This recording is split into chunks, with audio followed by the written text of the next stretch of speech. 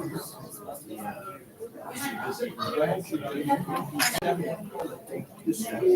morning, everyone. Good morning. It's 9:59 according to that, but according to my phone, it says 10, so she'll start doing something. It's not up yet. Everybody's just. It's almost up. It's almost up. We're working on it. She's got a pool. It's okay? Okay. Again, good morning, everyone. A lot has happened in the past 2 weeks. I'm looking forward to this Q&A with you guys and a few updates that we have. Microphone. Can't hear me? Please. There we go. Russ, deaf people. Hello. Is that better? Can everybody hear me now? Okay, good. Start all over. Good morning, everybody. It is now 10 o'clock and we're gonna do this. We're gonna open up this town hall, the Q&A. We have some updates. Is this too loud for you? No. Oh. It's okay. It's good. I don't want to hurt anybody's hearing aid. Must be somebody doing a woe is me over there, so. Oh, okay. Okay, so we have some updates that we want to make sure that you guys are aware of. We have some recognition that we want to do. And I think we should just get started on all of this, and then that way we can open up the floor to you guys. So, Val, can you come up? I'll make sure this goes over here.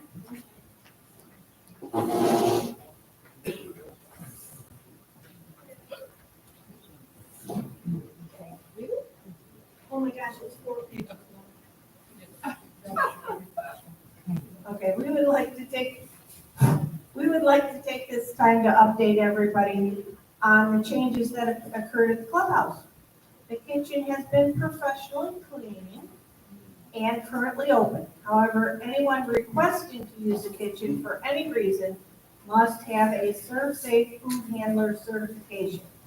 The certifications can be obtained through the ServSafe website for $15. The certificates can then be printed and given to Jamie to place in the certificate binder. And Jamie is currently certified as a food manager. And to stay in compliance with state laws regulations, one clubhouse employee from each shift will also be certified as a food manager. To ensure that the kitchen continues to stay sanitary, David Henry is working on a daily, weekly, and monthly cleaning checklist. The governing dock committee is also working on updating the SOP for the use of the kitchen to follow state laws and regulations. Jamie and one of her employees is currently working on obtaining their pool operations certificates to ensure the pool is run appropriately and efficiently. Jamie will be working on updating the signs for the pool to ensure the safety of all residents and guests using the pool. Jamie has also been asked to supervise public works employees in the absence of their former supervisor. In that transition, the public works employees have been an important asset to the community and the clubhouse. The public works employees work diligently to ensure the kitchen, clubhouse, and community are running efficiently. We would like to thank them for their hard work and their dedication.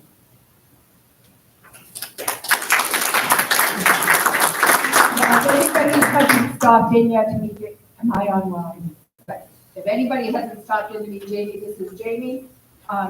She's an asset to this clubhouse, to this community, and we hope that she's with us for a long time. So thank you, Jamie. Now she's going to go back to work. Okay, so the next thing is, I think I'm going to leave this piece to David. He has some updates on Paycor access, so we'll let him take over. Good morning. So we've been working diligently trying to get contracts reviewed and approved for Paycor and for Access Management Group. Paycor is a company that we are migrating to rather quickly to take over our payroll processing. Currently, we use QuickBooks to get our staff paid, but there's a lot of inefficiencies and not a lot of good support for doing that through Quicken. Through Paycor, we will be getting time clocks. We'll have a time clock in this building. We'll have a time clock on the admin building, so our staff will now start punching in each day and punching out. Right now, everything's done by paper and pencil. It also allows us to have a little bit more redundancy in using a third-party company that this is their specialty, and it's a very affordable solution. It's about $300 a month for them to process all of our paychecks. Also, at the end of each year, they'll do the W-2s and the I-9s that we may have. Staff at any point in time can go and see their timekeeping, their payroll. I mean, there's so many benefits about working with this company. So we're in a very good place with them. We're just waiting for feedback from our attorney, which I think we'll get this week, and hopefully get them started as early as next week. What we would do is when we migrate over to Paycor, we'll do 2 ghost payrolls. What that means is Quicken will continue to do the payroll for 2 pay periods, and we'll run Paycor in the background to make sure that they both balance. If there's a miss on the first one, we can make those adjustments. The second ghost payroll run again allows us just to make sure that everything matches, and so our degree of confidence is very high, so that when we turn off Quicken for doing our payroll, Paycor can take over, and we should be in a really good place with them. So that's Paycor. Access Management Group, pretty much in the same condition. We hope to get feedback this week on their contract. Spoke to the attorneys yesterday, and they're pushing to get our information this week. We just had a few little pieces of the puzzle to resolve. I think we're there on all of the components to make sure we've done our due diligence on the agreements, the cost, their support, what they'll do, what we'll continue to do. But we're very excited about getting that turned over here as quickly as we can, maybe as early as getting that thing signed later this week or next week. So we'll probably have another board meeting to get that done pretty quickly. But we really do think that's going to help us resolve some of the issues we have here with managing our finances. I mean, just imagine a day where we don't have something to complain about with our finances. That would be an amazing thing. So we're striving towards that. Pardon me? The cost is $2.12 or 11 cents per lot per month. So it's about $6,000 a month. Where's that money coming from? I don't know if you want to get into that now, but I think I've talked about this before, that we're going to, we won't need a bookkeeper. That would be a large part of it. There's also some other efficiencies we can pick up where maybe we have better data at our disposal to make better decisions. So that would save us some money right there. So I do think the finance management aspect is going to be a wash from what we spend today to what we'll get tomorrow. But the benefits of being able to have financials that we can rely on, that have a high degree of confidence. We've got third-party people that this is what they do. They don't. There's not many HOAs in the state or any other state that use Quicken to the degree that we try to make this thing work. But literally, there's whether you use the old adage of we're putting 50 pounds of potatoes in a 5-pound bag. That's about what Quicken looks like each day.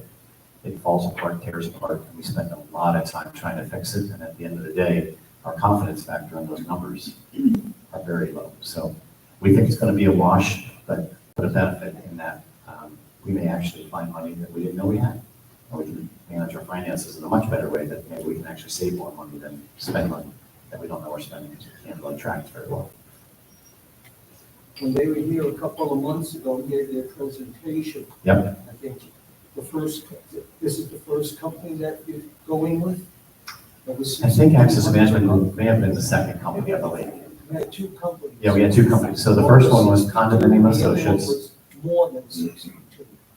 No, they were very, very similar. Yeah. But we've got, we moved forward with $2 and I think it was 12 cents a door to get us to $6,000 a month. So which one are you going to think you're going with? The second one, it's called Access Oh, Management. okay. So there's a lot of interesting nuances about this. I don't want to try to derail this meeting, but so much, but I'll try to hit the highlights. So condominium associates, they want to charge us a 5% burden rate to pay our staff. So if you take our entire, so that was above and beyond their rate that they proposed to us. And so if you take the 5% burden rate on, I think our overall annual salaries are probably close to $650,000 to $700,000, put 5% on top of that. That's a fee that we don't have to pay through Access Management because we've gone through Paycor. So Paycor, like as I mentioned, we're going to be spending $300 a month to do our payroll. And that's who Access Management Group uses for their payroll processing, all their HOAs. Initially, they wanted to start off by saying, well, we want to charge you a burden rate because at the end of the day, we're going to have to manage it. And I'm like, no. And so we actually were able to go to Paycor, and we got a pretty good rate through Paycor, as I mentioned. How long do you think the contract's going to be for? It'll be a 2-year contract right out of the gate with 3 1-year renewables right behind that. But at the end of the day, we have a 60-day out clause. And so things are that miserable that we have to find if we're filing for a divorce here pretty quickly, we have that ability to do so. After the second year, they said you could renew it. Is there an increase in what they charge us? So we haven't gotten to that point yet because they haven't proposed those 1-year renewables, but that was actually one of the sticking points that we just got resolved yesterday, actually, because they did, in their contract, they had a minimum 3% increase each year, minimum. So we sort of got back to them yesterday and said, you need to turn that minimum into a maximum. And so they have a maximum increase at 3% right at the moment. Now, when we get to 2 years down the road, and we start looking at those renewables, we're still going to try to hold to no more than a 3% increase. When you sign this contract with them, are they going to come in and give a final presentation to the community? Hadn't thought about that, frankly. If that's something of interest, we can certainly ponder it. They're going to be on site trying to help go through a transition. It's probably going to take us a good 30 days at least to try to dig into Quicken or QuickBooks to give them everything that they need to sort of move forward. It'll be, hopefully we don't get fired through this process when they really dig into what we do and they kind of look back, oh my God, I've been told them all along. Just be careful what you wish for. Two quick questions. By them coming in and taking over our books, are we eliminating any people in the administration office? I just mentioned, maybe I wasn't clear, but we won't need a bookkeeper. And We won't need a payroll person. Well, we don't really have a payroll person at the moment. Our bookkeeper is kind of our payroll person. So each payroll period, timesheets are sort of calculated and sent over to our bookkeeper, and then she puts that information into QuickBooks, and that's how people get paid. So that's a separate one. Yes. One So last question in regards to that. After you sign the contract, will the people here in the park, the residents, be able to see that contract? every contract we have should be on our website. We're not hiding anything. So if there's, Will it be on the Brookridge community, or will you get it at the office? so you can request anything, and we should be giving you anything you want. But all of our contracts are required to be on our website. And so this would be a contract that we will post it on our website. So the answer is yes. And I just say that only because theoretically, we should have every contract on the website. I think we've uncovered most of the things that were hidden in closets. But, if we find any more contracts that aren't on the website, we'll make sure we'll put them on there. I also have a high degree of confidence in the information that we can make available through our financials as we move forward to this new company. I think there was a question in one of the presentations about accounts payables. And will all of our account payable information be up there so you can see what's been paid? We have no interest in hiding anything. And so we want to put in accounts receivables, accounts payables, our P&Ls.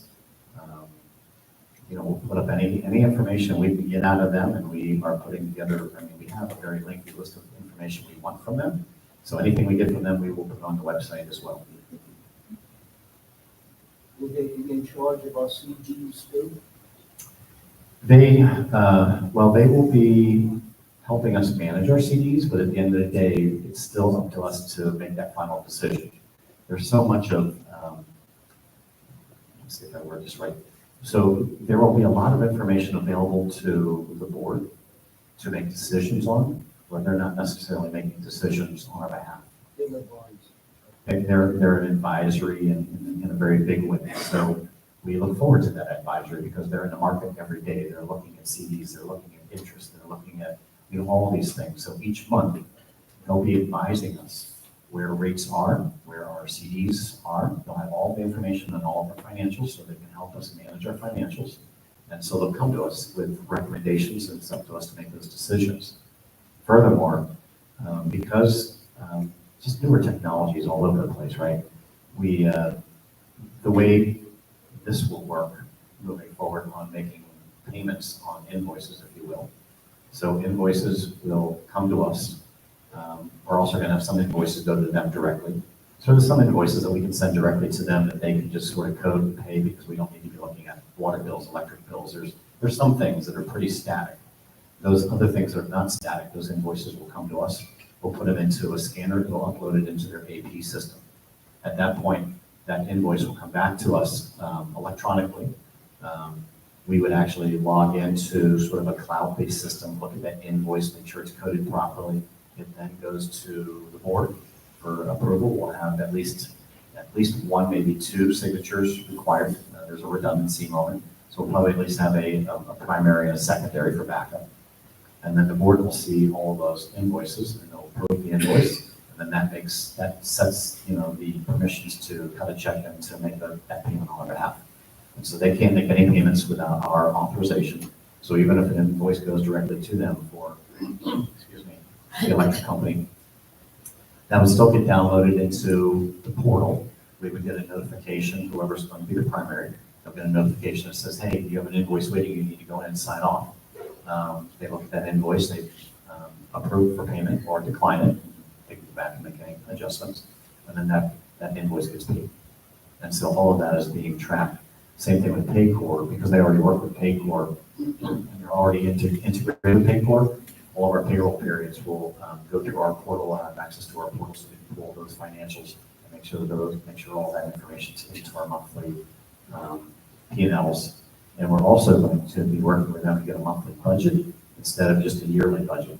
So as we move forward, we'll be focusing on developing monthly budgets that'll roll up to make a yearly budget, because typically best practices in the industry is to make a monthly budget and let that roll to your yearly budget, and not do a yearly budget and then divide it by 12, because not every month is the same as the next. So you start with developing a monthly budget. It sounds good. So that's what we'll get is as we work with them, as we go through this process, working, sort of starting this mid-year, more than mid-year, we'll piece things together to get us through the rest of the year from a budget perspective, and, P&Ls, absolutely. But as we go into budget season this coming year, because they'll be watching all of our financials, they'll come to us with a recommended, like based on trends, based on all the information that we process for you guys, here's a recommended budget. Doesn't mean we have to follow it. We can still take it to a finance committee. We can still have others, sign off on it. But we're going to start with developing a monthly budget in the future instead of an annual. So each month we should get a monthly budget, a P&L to compare against budget with a variance report, so that we can look to see where our variances are month by month, so we can make corrections and adjustments at the end of those 30 days versus trying to figure out how to make the correction 6, 7, 8 months into the year. They will also be providing us with the treasurer's report. Yes, we can decide what that treasurer report wants to report out on. There's not a set template for the industry onto what a treasurer's report is, so we can create whatever report we want and have them report that out on a monthly basis. So we'll probably start with all their standard reporting before we get into custom reports, look at all that information, put it up on our website, or we can look at it, and if we still feel that there's one more report missing that we'd like to see X, Y, and Z, then we'll put together that report. The reason I ask that is the last treasurer we had resigned, and we have a brand new treasurer now, Jerry. We haven't had a treasurer's report in 5 months, is it? So now we're going to be getting one? So again, yes, we will get a treasurer's report. However, if their reporting answers those questions without having to have something called a treasurer's report, then we'll evaluate that and talk about that in one of these meetings. If we want them to create a custom report, sometimes there's a cost to that, so we have to look at that. But we'll start with their standard reporting that they use for all their other HOAs. And we may look at their reporting and say, wow, I have everything right here. I don't need to have another report. So, We can have that by drawing. gosh, I certainly hope so. To the community. I would like to think so. Now, again, there's a little discovery period. They have to start working with us to say, okay, give us all your financials, and hope they don't fire us. And then from there, we'll start, as they take over, it'll take them about 30 days again to do this transition. So they're already developing a transition team with a strategy, good intentionality. We'll have to identify our own transition team, primarily our bookkeeper and Jerry and others on the board to assist, to extract all the data. But when they start after the 30 days, meaning like when we sign the contract, there's a 30-day transition, and then they'll essentially start managing our numbers from there. So each month they manage our numbers forward. At the end of the month, we should have those financials that everybody's sort of looking forward to. I'm sorry, I'm asking questions because I haven't. Don't apologize. The past 4 board meetings were open budget in the hospital with heart surgeries. Mhm. Well, again, we look forward to a much better day forward than days gone by. And so we're hoping that this is something that helps alleviate a lot of tensions in this room and within our community by having folks that know how to manage finances, manage our finances. You bet. Yes? Can I just add to this before we interrupt? I want to get to your question. You had a question about Angela's position. I know that you guys are talking about where is this money coming from. Angela's position was not filled. Vivian would no longer need a bookkeeping position here. So those are just 2 of the positions that won't be refilled. So I just wanted to make sure you knew that. Yeah, I think just sort of building onto that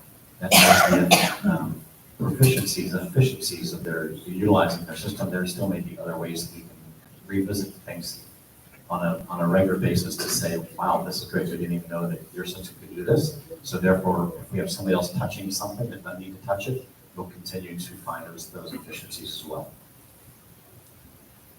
So I just wanted to point out, I just talked to Catherine, that we've also cut back on spending. In the past, everyone could just order at will, all the departments.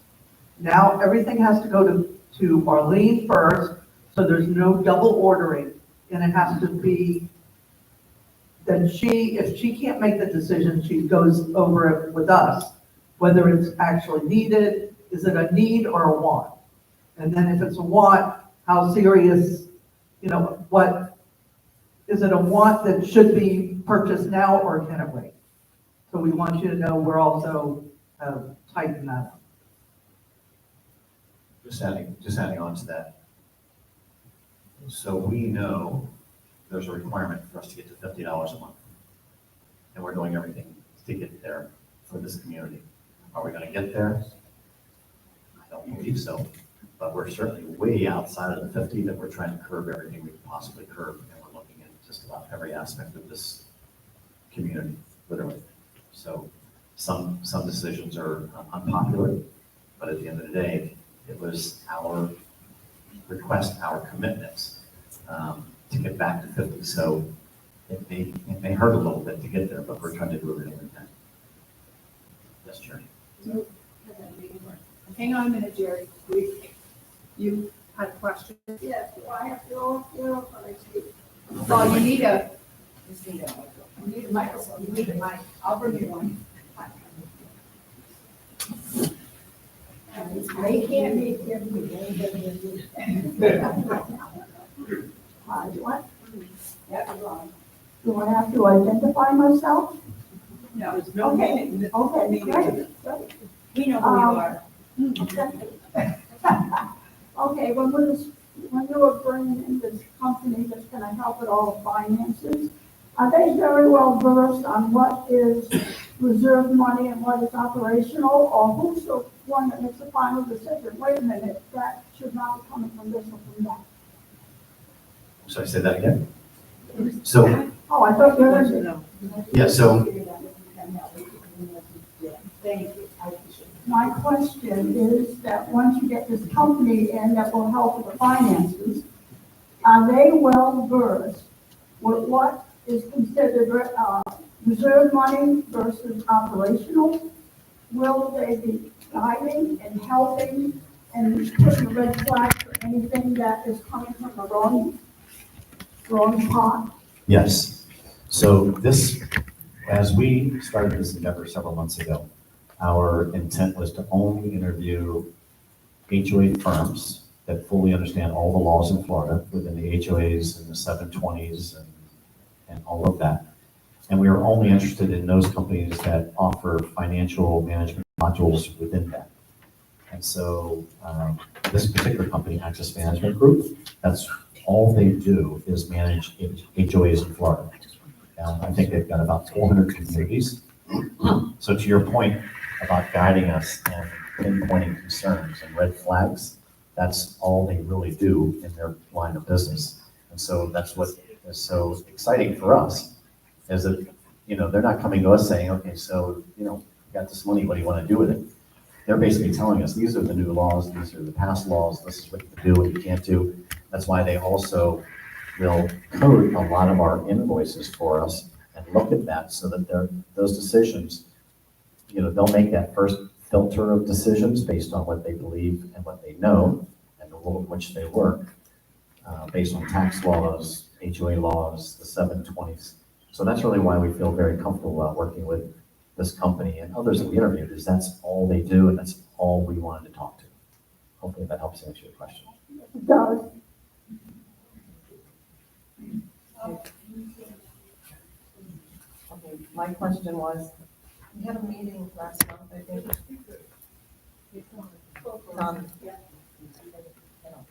We had a meeting last month, and I wonder if any of those things that any of us suggested are going to be implemented. Have you decided if any changes that you think may be positive and helpful? Thank you. Great question. While I don't have the list memorized, there were a few things that came out of that felt like those good suggestions. Some were easy to implement, and others seem like it takes a little bit more investigation. For example, the one that comes to my mind, there was a suggestion that we should bag ice and try to sell it and make money. Maybe a reasonable solution, I don't know, but it's something that maybe at some point in time, someday we can look at that. Probably a lot of effort and little gain, but gain's a good thing. Again, I don't have the things right off the top of my head, but I know just from my experience, when I hear somebody have a really good idea, I don't wait long to steal it and to get it implemented. So I think there were a few things we learned out of that. And we hope to have more of these meetings, because we've got to keep the conversation going on a regular basis about where we are financially and can we continue to survive at theoretically $50, per month. So we're going to continue to do a lot of education. Hopefully this finance company can tell us what it really costs to run this place, so that we can be queued up to make sure that the right budget is in place for next year, and we do the education around it, so that folks can understand if we're asking for more money, what's the why behind that. I saw this hand first.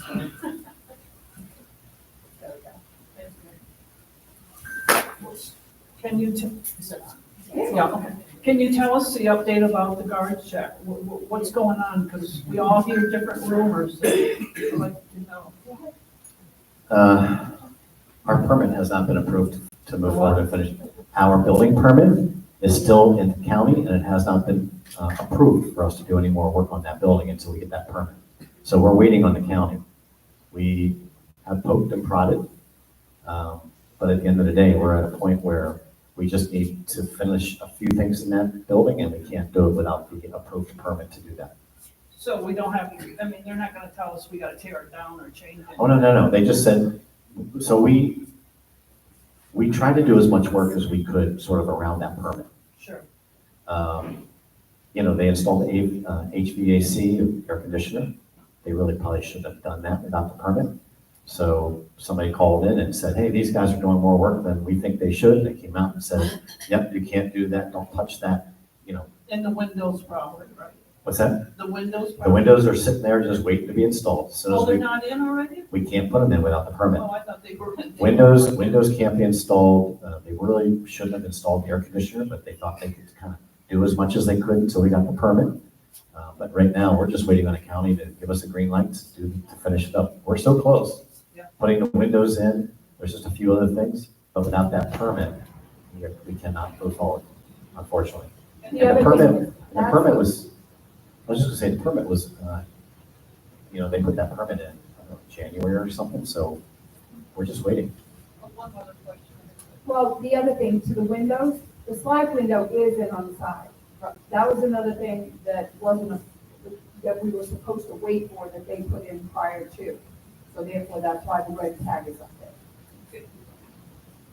The other rumor I heard is the contractor didn't have a contractor's license, he has a residential license.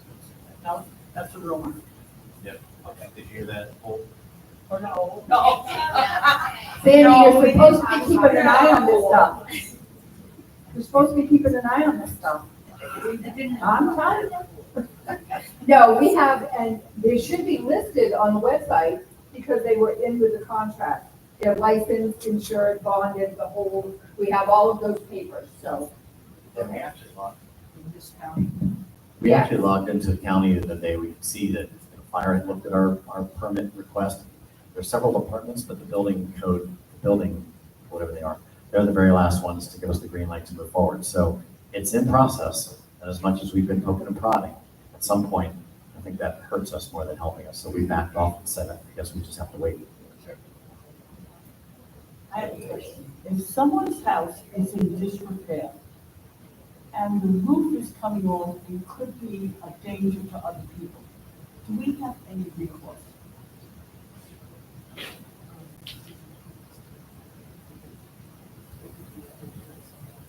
What is our recourse?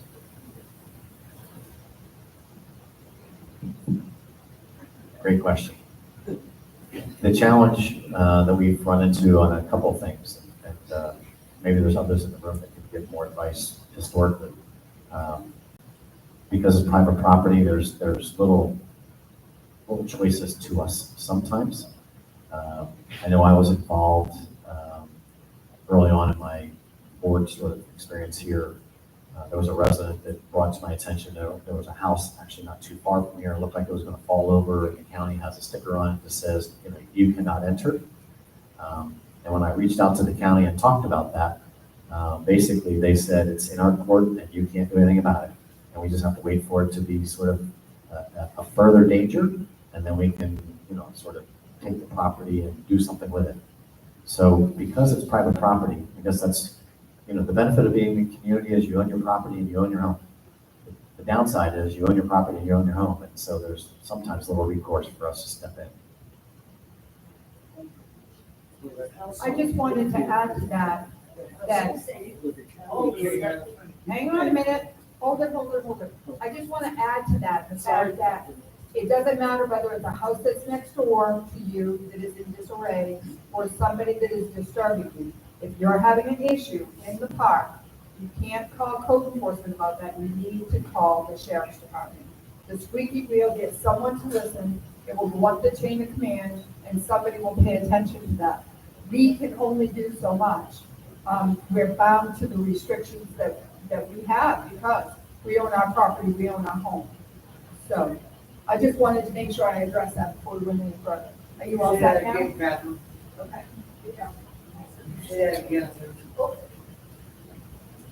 I'll try this again. I've worked with the sheriff's department and the county, and the best way to handle any issue that's going on in here is exactly the way you would if you did not live in here. Because you own your property, you own your land, your home, everything is yours. You're in a community, but you own that. So according to the county, your best recourse is to call the sheriff's department. Our code enforcement office cannot help you. So if you have a nasty neighbor or somebody's house is falling apart and caving in, code enforcement takes care of the violations that are in here. debris, clutter in the yard, those kinds of things, you can call them for that. But if you have somebody's house that's falling apart, the squeakier you are, the quicker that the county or someone will come in and check that out. I just want to make sure that everybody is aware that that's not something that we can do a whole lot about. Well, used to be, don't count anymore. I just need to count. In regards to that, Can you hear me? Okay.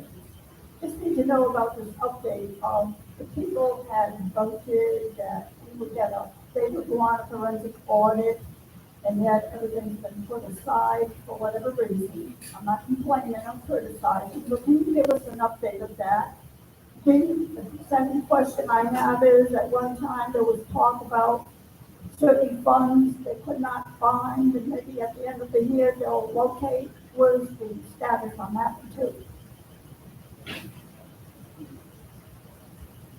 Well, the status on the forensic audit is, we're waiting for the finance company to come in so we can utilize the people that they're recommending, because they do this all the time.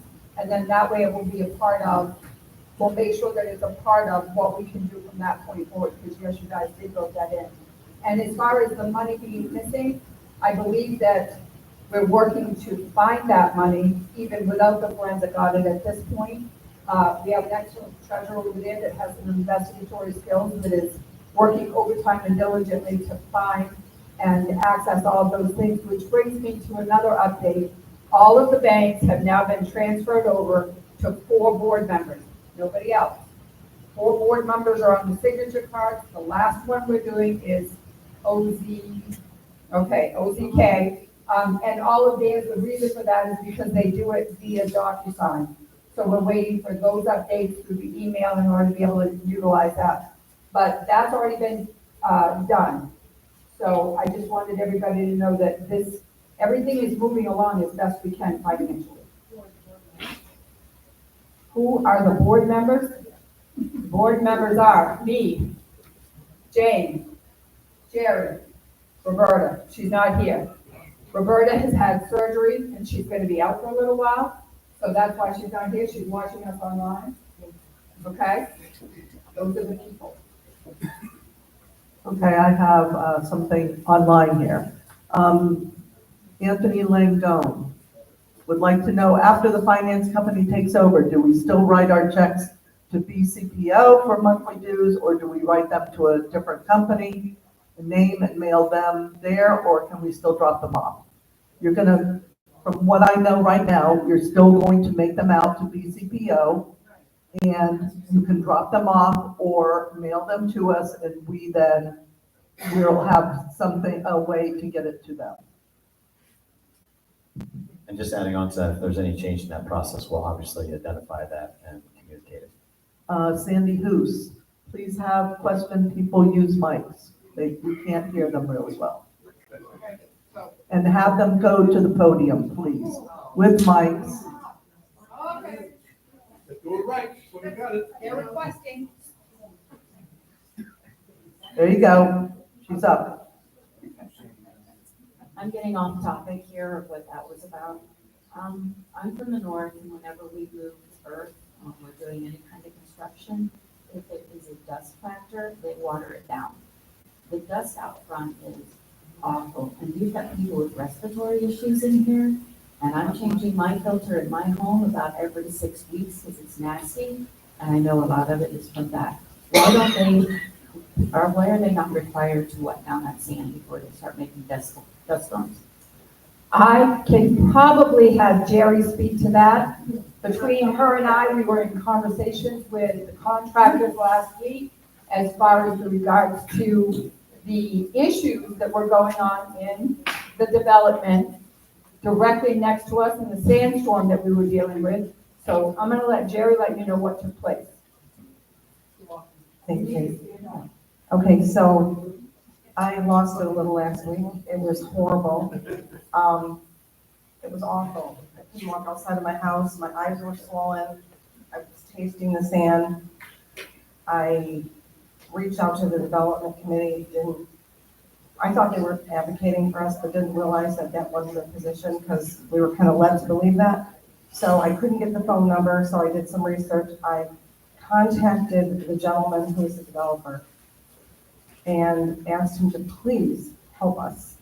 He said he followed all the codes, and he did call me back.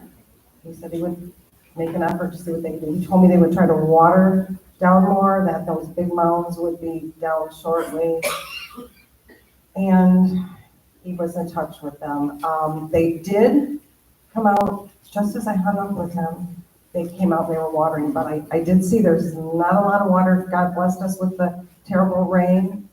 I don't know why things are being done the way they are, and I called the board and asked them to please help, because my neighbor here too, we're all having trouble with our eyes and breathing, and we need some help. And Did you call the city code office or the county code office to make sure that they are following code? no, because it was my understanding that the development committee was our advocate, and I just learned. I think we need to call the county, because I come from a city. I worked for the city for 34 years. There's a lot of codes that are enforced, and there's a lot of codes that they let slide. I think we should all get together and discuss this, but then I was concerned about, I didn't want to try to contact anybody because we're not allowed to solicit in here, and I was concerned that it might be misconstrued, but if we could all sit down and talk about it, I think we need to have a meeting specifically about that with the residents, because. This is a health hazard. I mean, it is. Thank you. If you've got respiratory issues, you've got COPD, this is dangerous for them to be out there. And it is getting into our homes, because I'm telling you, I'm changing my filter every 6 weeks. Yeah, the animals too. Yes. And the dogs And the are. dog, I mean, it's. And the dogs are barking constantly because they don't know what's going on. I also heard that the builder had offered to build a fence between us and the community, and we turned it down. Yeah. Why did we turn down a fence between an eyesore of the back of shops going in? Why would we turn that down? Well, I think the question is, are we sure that's a fact? So before we sort of get all up in arms and our blood pressure increases, let's not take that one to heart, because that just sounds like another rumor mill. I don't know anybody that said, we denied building a fence. But I will tell you about the water truck. My wife did call and submit a complaint with the county last week on the water. And the next day the water truck showed up. Was it a coincidence? I don't know. But we called the county and said, we want to file a complaint. That's the first water truck that's been there. Agreed. There should be county guidelines on how often those trucks are supposed to be there. And I'm assuming the county's making sure that they're following up on what they need to do. Obviously not. But we did file a complaint, so that's been registered. Okay, they should be in my jurisdiction. Anytime they were going to move earth, it needed to be watered first. That was what the city code was. You're gonna move earth, it's gonna cause dust, especially sand down here. It's a lot different than dirt. It needs to be watered down. So I guess maybe the solution is everybody call the county whenever you see them moving dirt and it's not watered. Oh, sure. This is gonna be county issue. Sheriff doesn't do anything. Maybe we should inundate the county with complaints. I think so. The squeaky wheel again. Everybody that's having a problem or thinks it's a problem, call the county. I'm serious, this is a health hazard. Anyone in here with COPD, it can be life-threatening for them. So I have to tell you, I did talk to the developer, and I asked him about a fence because I am fortunate enough to have the driveway in and out right behind my house with all the trucks coming in all hours of the night, the 24-hour gym. And I asked him, is there any way you could help us with the fence? And he told me, I delegated money to Brookridge. I said, I was under the understanding that was for a golf cart. He said, I told them they could use it, whatever they wanted when that fell through. So I was shocked, not saying that that should pay for the fence, but we do need some type of fencing back there too. It's not only ugly, it's right in my bedroom windows, all the lights. And right now the sand is horrible, so But maybe the board could have a special meeting about that and the residents that it's affecting or anybody. We need to talk about this more, and I just feel like everybody dropped the ball, and I just asked the previous boards, I asked them what they were gonna do. I was told I was on my own, and I can't get any help right now. And I think one person calling isn't gonna do anything, so I think we all need to call. And we can address this better once we actually have the money from them, because we still have not actually received the money. They say they're going to give us money, but we have not received it. I was told by the chair of the development committee that a fence would not go up. And I was also told, the developer told me that, and that's when we talked about the money that was given to Brookridge. He said there's gonna be foliage and trees.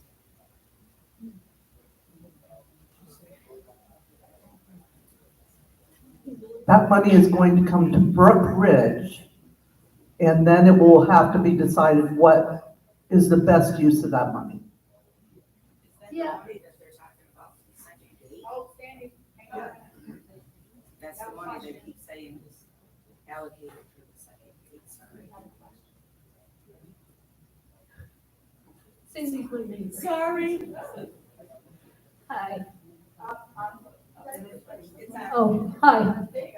I have a number of issues. When they were building that, it was pounding, the foundations were shaking, the whole house was vibrating. Correct. That destroys our property, correct? Well, it damages it. What they will say, because we have asked them that too, they said everyone had a chance to go to the meetings 2 years ago, 3 years ago. There were like 2 or 3 people that went, and so the project continued. That was something that they could have addressed at that point, and that's what they're telling us now. Why didn't the board go? I wasn't on the board at the time, so I can't answer that. Yeah, I didn't know about that. I kept seeing the signs up saying there was gonna be a meeting, but I live so far in that, to me, it just wasn't, it didn't have any impact on me. So to me, I was leaving it to anyone on the outskirts, closer to the gate. I figured that would impact them and let them go to the meeting. I was really surprised to hear only 2 or 3 people went. I didn't know anything was going on like that. There were signs up all the time for a year or 2 years. Doesn't say a Saying, real sign.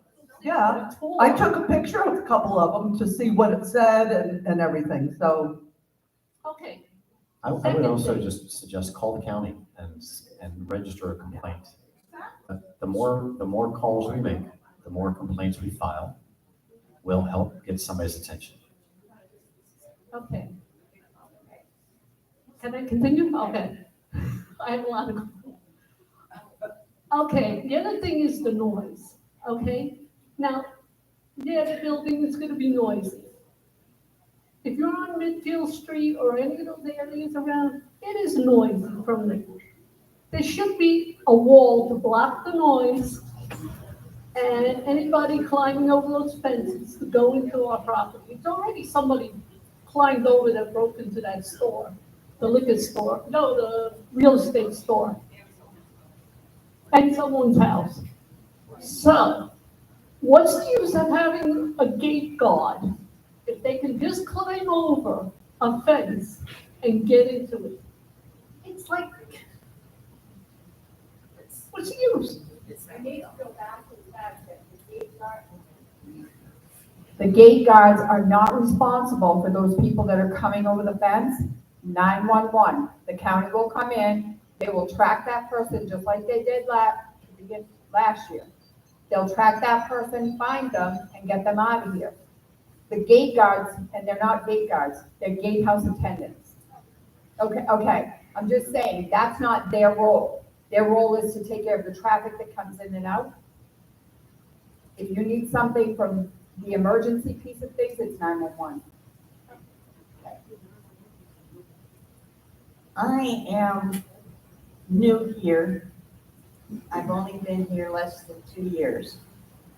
And I live on Midfield Street, and I have it the absolute worst what is going on, because my house is directly on the field with all that construction.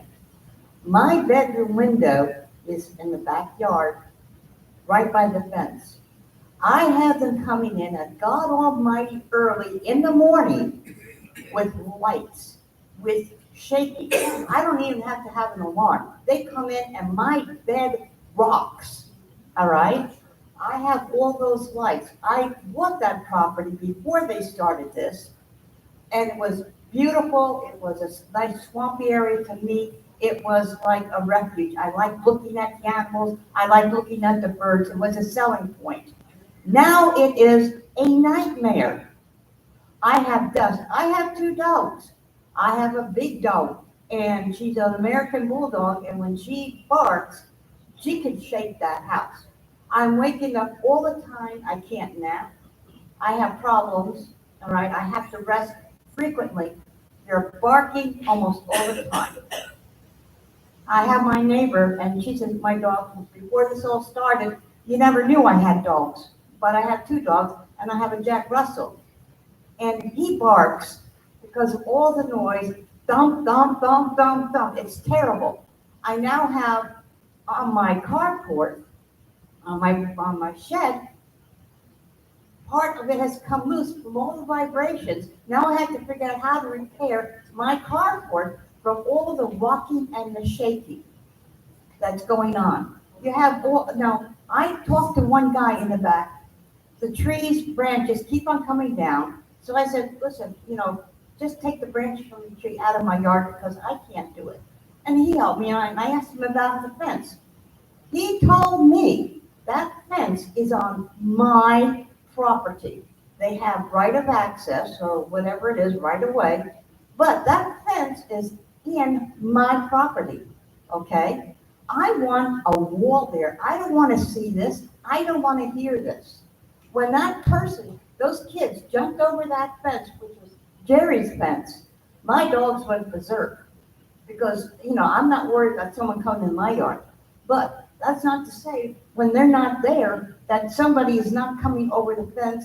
And with all the buildings going on, and again, I'm from a city too, but you're going to have more problems with kids doing drugs. You're going to have more activities and illegal stuff going on behind buildings, between my property and the back of all these buildings and these restaurants. We're going to have undesirable things going back there, and having this piss poor, thin little fence to protect me, my property, it will not do. We need something more permanent back there to keep the value and to keep us safe and to keep us healthy.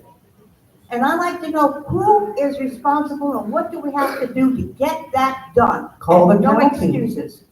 Call the county. Okay, so I'm gonna reiterate again something that we've already done.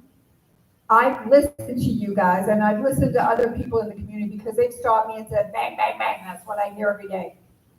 I eloquently, you just put that. If you call the county and you guys start squeaking, and I mean squawk, don't just squeak little, squawk, just like she just did. They are going to pay attention to what you're saying. If you do not do something about it, it's going to continue at the rate that it's going right now. And they are not aware of what you're going through on a daily basis. They're sitting behind their desk, they're out there in that truck, they're used to the noise, they're used to the dirt, they're used to the bang, bang, bang. You're not. So if you don't squeak and squawk, they don't know that this is going on in here. I've spoken with the developer, I've spoken with Kevin. They're not aware of these things. And now that they're being made aware of it, they're very clear about call the county, file a complaint, speak to your legislator, do something, call the governor, sit outside there, noise flat. I don't care what you do, but you need to squawk because otherwise they don't hear you because there's nothing being said. I got this lady over here. Does she have a question? Sandy, did you? Because she had her hand up. You want to go? You got it. Okay. Yeah, hi. All I wanted. Okay. I know. All I want to know is, I need the county's number to call. So if this way, everybody, if they want to scoff or whatever you want to call it, complain, I feel for these people and I need the number. So please give it to me. Okay, I'll make sure that that email goes out today. I'll let Arlene know that we need to have the county numbers and you guys can plug them. Okay? The appropriate number, yes, the appropriate number.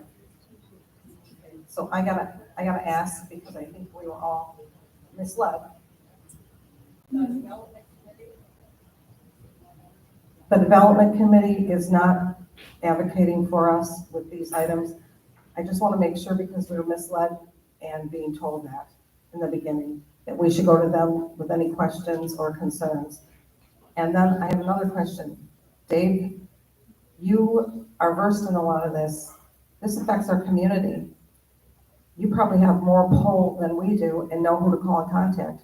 Can you help us with this? It affects more than me and Kathleen and Diane, but this is a whole community wide thing. I don't know if your things are shaken off your house. It's horrible, and it's more than just a few of us. And you are versed in this, and you are board of directors, and we need help. And this is Brookridge. It's not just Jared Kraft or Sandy Lewis or Kathleen. It's Diane, it's all of us. Great question.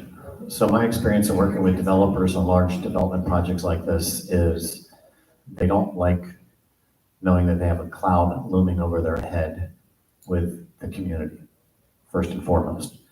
I'm not versed in Florida law. I know a lot more about California law, but there are codes, there's guidelines, there's policies, there's you name it, that they have to abide by when they're building a project like this.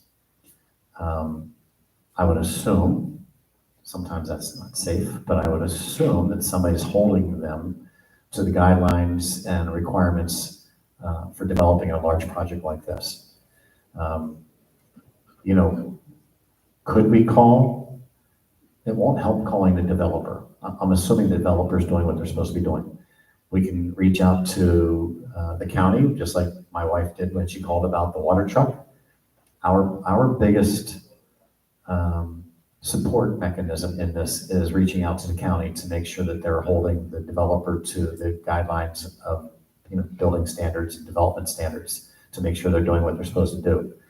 Now, the guidelines may allow them to do exactly what they're doing, and because whoever works in the county office doesn't live on the edge of the property like you do, maybe they don't really have an appreciation for what that looks like when their house starts to vibrate. I don't know. But the developer's not going to stop and change anything because we call them. All we can really do is call the county. I know you're talking about a fence. I'm not the developer, and I can't make them, we can't make them do anything that they're not going to do it. If they were going to do it, it would be in their plans. We talk about a fence. If we as the community of Brookridge want to spend money and build a fence, then that's up to we, the community, to build a fence. So that, let's say that I think it was approximately $30,000 that was earmarked for a golf cart gate at the front to allow residents access to get to the shopping center. That was part of what was put in there years ago. We've kind of discussed this, I've been in some of those conversations, that we don't really need a golf cart gate at the front. We have a gate. If you want to go through the gate on the golf cart, knock yourself out. I was talking to somebody working in the gatehouse the other day, and they said, well, how do we stop golf carts from leaving? I said, why would you want to stop them? If they want to leave, let them leave. If they get a ticket from the county for having a golf cart that's not licensed to be on the road, that's on them. But we already have a gate. They can get out, they can get back in. So that $30,000, when we talked to the developer back several months ago, and Steve's here, he can certainly comment as well, but when we talked to the developer, that money originally was earmarked for a golf cart gate. When we talked to him about it, he said, well, look, we'll just identify that money as gate enhancements, and you guys do with it with what you will. So that The CDC group has been working on trying to come up with a secondary entrance and exit in this community. I know there's a lot of positive and negative feedback on, do we need a gate? Let's have a gate. I think as history unfolds here with, the added pressure that we put on the front, I just have this vision of coming to the next board meeting and people screaming like, oh my God, I gotta have a gate tomorrow. Oh my God, oh my God. So we're trying to look at all those options to make sure that we're doing the best thing for the community. And I think the CDC is trying to do that. So that money is available to us, but we intend to, at least unless things change, we intended to earmark that money as a second gate option. Because when we build a second gate, that's going to cost money as well.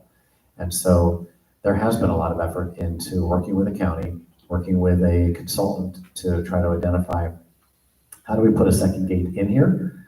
Because it's going to be a mess out front. It's already a mess today. And they've changed the turn lanes. They have now cross traffic coming in. They're going to have 2 lanes coming in from Cortez. It's going to be a mess. And so the CDC, I think, has been doing a pretty damn good job trying to figure out how to avoid that mess, but it's coming like a freight train. So back to, let's build a fence, right? How big, how tall? I'm not trying to be sarcastic, but they can't even keep them from climbing fences in Arizona, right? So how big of a fence do we want to build, and how much money do we want to spend, and what's the best type of fence to build? Because I don't know what it's like to be in your house, and I know it's not got to be inviting. I live on Admiral, and every morning at 8:18, I get to listen to the high school behind me blast music, and I can't build a fence or a tree tall enough to drown that out. So now I don't feel the pounding of those guys marching across the street, but we can look at building a fence. It's just how much money do we want to spend, and will a fence really resolve the issue that you're hoping to resolve? Yeah, but I don't know the privacy fence is going to stop the pounding, stop the dirt, and it won't stop people from climbing over that fence. I understand. So again, the question is, how tall do we want to build this fence to stop the lights?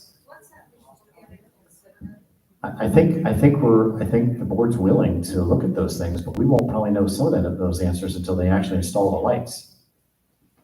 And until they finish the whole development. I said until they finish the whole development. Now, I live on Midfield. I have all the pounding, all the dust, all of the everything.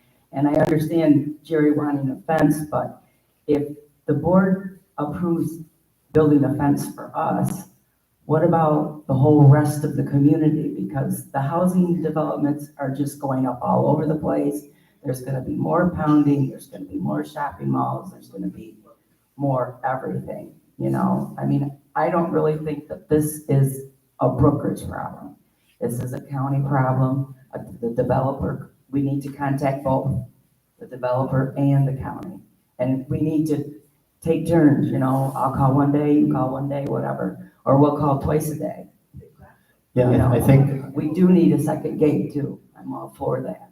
Well, again, I think starting with the county first, you're welcome to call a developer, but my experience with developers is they've spent the amount of money that they're going to spend building this project. They've already gotten permission from the county. Everybody signed off on what they were going to do. So it's up to the county to validate, are they doing what they're supposed to do? And so I think you place all calls into the county first and foremost. And the other thing is, you should be aware of the fact that there is other commercial property that is really, really entwined with Brookridge that is on the market for sale. So with all of the development going on, we need to pay attention to the signs that are coming up, the notifications, and if it directly affects you, go to those meetings. But Catherine, a lot of us are snowbirds, and when they held the meetings, we sent letters and we couldn't be there. And there was no one there to advocate for any of us because we were out of state. So we wrote letters, we contacted the board, and years ago when this was going on, the board said, you're on your own. There was one board member who went to the meeting and got information and let us know. I agree with Sandy, it can't just be me and the whole community's affected, but I just feel that there's nobody advocating for us and we are all Brookridge. And we can't go back and change what wasn't done before, but this isn't completed now. So I'm just reaching out saying, please help us because it's all of us. All of us, not just me, not just my neighbor. We're all Brookridge. Okay, hang on. Hold on, we have a question over here. And I'm just saying, I'm not responsible for what a past board member did or did not do. But what I'm saying is, if you make sure that you call the county, you can address letters to us. Somebody here, if we need to make sure the Community Development Center, they go to those meetings. So maybe those letters need to go in that direction. They go to a board member and to that committee. I was told it was too late, because it was already set. This one? Yeah. Yes, absolutely. Absolutely it is. So your best bet there is the county. Well, you wait a minute and I'll see if Steve can address that. Can you hang on 1 second? Or is this, okay. Can you address? Okay, my answer is probably not going to be very popular, but the issue of the dirt, first of all, I have to say, even though I don't live there, I'm very sympathetic. I understand it's a mess, okay? Okay, but I think first, I can can. we have you just address what the CDC does? What you guys as a committee do? Okay, but to get there, I want to answer this, okay? Because the question of what was going to be put there, meaning between the development and our fence, okay, was discussed, okay, right? It was discussed with the developer, okay? What was decided was, now keep in mind, this was when this development is done, okay? What they were going to do to protect or to help Brookridge, okay? It was decided that the best solution was not a fence, okay? Because whatever you want to say, a fence is not going to keep out everything, okay?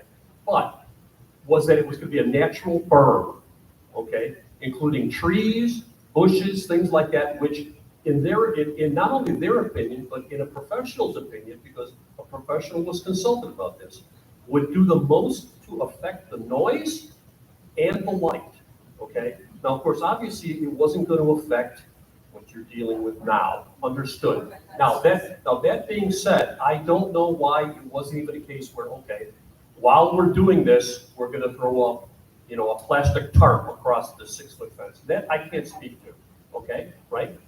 But it was never, we did have the option of saying, oh, you want a fence? Again, I don't know, 8 foot or whatever, or do you want this berm, okay? Who decided? Well, this predated, and honestly predated my being on the development committee, okay? But, okay, I can tell you it was not decided by one person, okay? I love the, I'm not sure. Well, at that time, it was a separate, we merged 2 committees, traffic safety and this, but. They decided with the county. Well, with the developer, okay? Because ultimately, the developer was willing and obviously is going to fulfill that, okay? So the $30,000 we talked about is separate from this berm we're talking about.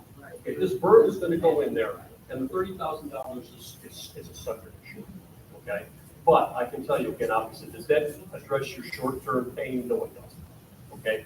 But long-term, that decision was made, and again, I'm not a arborist or anything like that, but I can tell you that based on what I've heard and been told, that is the best solution long-term for several of the issues, okay? Have you done that, Steve? Have you done? I'm looking, like I said. Can we just be respectful and let him answer the question? Thank you. Once the construction phase of this is done, okay, in other words, everything's asphalted over and whatever the heck they're gonna do there, right? Obviously, the dust issue will diminish, okay? Then. Steve, they can't hear you out there. Okay, then, obviously, the berm and that stuff is gonna correct some of the other concerns that you have, all right? But fast forward here, even if you're talking about a wall, okay? And I realize we have a 6-foot fence, a cyclone fence around the whole property. Realistically, guys, come on, an 8-year-old kid can climb that fence, right? So it's right, but it's the illusion of security, right? We know that, right? But it is something of a deterrent, okay? So what I think, again, this is strictly my opinion, I have no say-so in this at all, but I think the immediate thing that would help you most, okay, in this phase of this, okay, just keep in mind, even an 8-foot wall, that's not gonna keep everything out regardless, right? Even after this is done, an 8-foot wall is not gonna keep the light out, it's not gonna keep all the noise out. The burn was decided, believe it or not, we were told that that's gonna go much farther in alleviating those concerns. All right, I'm just telling you. Yeah. All right, so anyway, so now I'm gonna fast forward. So anyway, so right now, I think the biggest thing that would help you that are directly affected would be the installation of some kind of plastic tarp over the existing fence. You know how they'll just throw a tarp over there to keep the low level stuff out. And of course, watering, right? There's no magic, nothing there. It's impossible for them to correct all those issues. It just is, okay? And unfortunately, as David alluded to, what they're gonna come back with, which we can argue back and forth, they're gonna say, look at, everybody had their opportunity to say something about it. If you didn't, pardon me, tough SHIT, okay? Right? No, I'm sorry. That's what they're gonna say. So at this point in time, we're almost in a little bit at their mercy, other than what maybe the county might be able to force them to do on an interim basis to alleviate some of what's going on now. Okay? So This one is said, okay, this is. Wait, no, hang on a minute, young lady behind me, okay, needed my first. Thank you. I was at the meeting, and what you just described as a burn, they said there would be 20 feet of foliage, and the lights, like you said, the lights are special lights that they won't affect the houses. They shine into, the headlight. Well, Right, 20, you have 20 feet. of foliage. Yeah, trees. So I just wanted to say, I was at that meeting where they said, yeah. Okay, thank you. Hang on a minute, you got somebody in the front, and then I'll bring it back to you. Terry? Thank you, Kathy. I've got several things to talk about. One is we have no code enforcement anymore. Who's going to take care of the mold in the houses? Who's going to take care of writing up the grass? Who's going to take care of parking in the grass? Who's going to take care of that? We do have code enforcement. George is there. That's one man. When's he work? 8 to 4. We have people, code enforcement, that is in there from 8 o'clock till, 10:30, that he gets off the second shift driving. The only problem is at nighttime, they can't do violations like that. I can tell you that there's been a hold put on until it's reformatted, addressing the mold and any kind of mildew that's on your house. But as far as grass is concerned, speeding violations, all of those things are continuing to take place. Okay. Public Works. They're working up here, right? Doing everything for the clubhouse, for the most part, carrying stuff around, doing stuff. I can't hear what he's saying. And your question about, he's asking about, Public Works. Public Works. Yeah. What are they doing? They're doing clubhouse stuff now, right? Clubhouse stuff. The Public Works Department is now being supervised by Jamie. I think that was addressed at the beginning. And I can tell you there have been some things here at the clubhouse that needed to be addressed that hadn't been addressed for a very long period of time. But they're out in the community mowing. They're also they're down at the maintenance building cleaning up that, which was an absolute mess. We've had three, right? I think it's 3 at this point. The 4th one was just delivered that's empty. 3 full-size dumpsters that have been taken there, dropped off, filled. We call them, they come pick it up, bring us another one. It's been a mess. So they've been busy, very, very busy, but just not here at the clubhouse. They've been all over the park. So, and there are some issues that need to take place. So I might as well address this at this point. The hierarchy in this park from this point forward, and I'm not really sure what took place, but Any and all concerns, unless they're an absolute emergency, go to Arlene. Address the board, address Arlene. Make sure that the email goes to me, Arlene, and Jane. We'll take care of it from there. If Jamie needs to be addressed so she can address the guys in order to be able to maintenance to come around, then that's what will happen. You can't walk up to one of these people and expect them to drop what they're doing because they have a directive for that day or for that week or however long it's for. When they've completed that, we'll give them their next directive. But that's up to Arlene, the board, and Jamie to discuss and move forward from there. We can't just walk up to them and say, I want you to do this. Where is Arlene? Arlene is not, she's down at the office. She's looking up some information and taking care of some things down there. We're trying to find out what took place with, what is that thing called? A burr? Is that what we call it? Berm up over here on Hampton and where, yeah, that corner. But the thing is that area being fixed created a flood. We've watched the video. Jane and I, we were over there yesterday assessing, yesterday? Yeah, so many things have happened.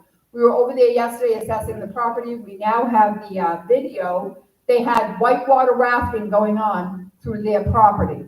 It has wiped out everything. It's going to take out, that's on Ridgedale. But this is what that created. It created a water. If the water can't go there, it has to go somewhere else.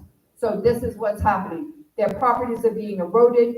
We have pictures where they have the chain link fence out behind their house, and there is 1.5 feet of roots that are showing because they're being washed away. So they're not really sure what they're going to do or how that's going to look. So we're trying to figure out what it will look like and, you know, what our role is, what we can do and what we can't. Hang on. You have the mic? Yeah, so your issue is in the back of the house, the lids are gone. One lid is gone off the drain. It's just gone. Somebody took it. It was screwed down, so somebody unscrewed it and took it. That's wrong, period. Well, we were told you take that the drain, unscrew it. We were told. It was screwed on. The other one was washed away. That small one was washed away. It was screwed. That's how bad the water It was level screwed on. I'm not, I don't. I know that because I watched the guys put it on. Okay. The public works guys screwed it on. I don't know what. I know it. Ask them, and they'll tell you. Well, the difficulty is we're dealing with the issue that's at hand right now. The water was so intense that it washed out somebody's yard totally right down the hill. We know that. This is we have a lawsuit pending the third house over for how long now? Water damage. Correct. The Clark House did the lawsuit. Correct. Right. This is a question for you. Do you know who was involved in building the berm? That's what we're starting to find out. All we gotta do is get on Irene, a company that did $40-some thousand. So it was a company that did that? Sure. Okay.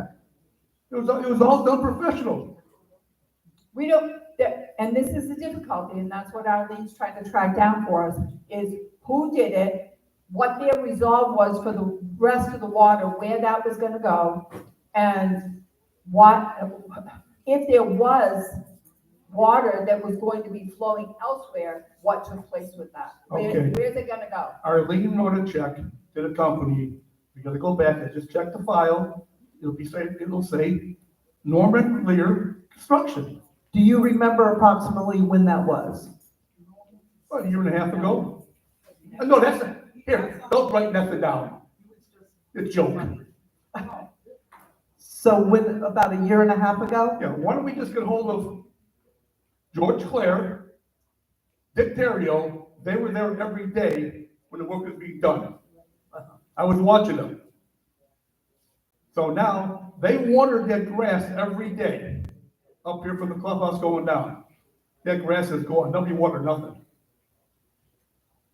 Period. It's gone. So You're saying that somebody was supposed to be watering the grass over there? yes, Brookridge. Well, was anybody informed? We started it. But what I'm saying, who was informed? We don't have a paper trail for any of this, that's what I'm. You had the Public Works watering it. Yes. Okay, I'll check into that. We're supposed to continue watering Why that. not? Well, No. I don't know, What do you stop for? but they only do what they're told. Correct.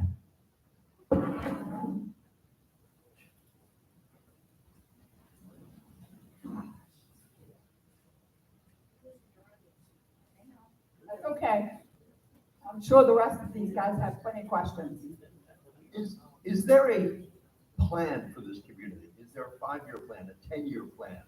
As tenuous as it might be, we have a lot of things that are going to age out. It's an old community. We have buildings in here that are going to become strictly rentals because they're aging out. Nobody's going to want to buy a 70-year-old home. That changes the face of the community. And as far as long-term maintenance, long-term beautification, long-term painting, all of that, the updates, all the things that need to be done, is there a long-term plan? I was gonna say, I do know there's a long-term plan as far as the paving is concerned. I'm not sure, maybe Jerry can speak to that. Can you speak to any long-term plan that, the only thing that I've seen is. In our reserves, we have a budget. Okay. The roads are 1.3 million. Correct. The Period. reserve study has some of that in it, yes. Well, okay, so you're talking about roads. There's a lot more to this community than No, roads. there are some other things that are dictated to in that. Okay, so is that available? To you, to look at, to it? Where Is would it I on find the it? website? Oh, it's huge. Okay, well, then it would be down at the office. You can request to look at that. Okay, Okay, thank you. you're welcome.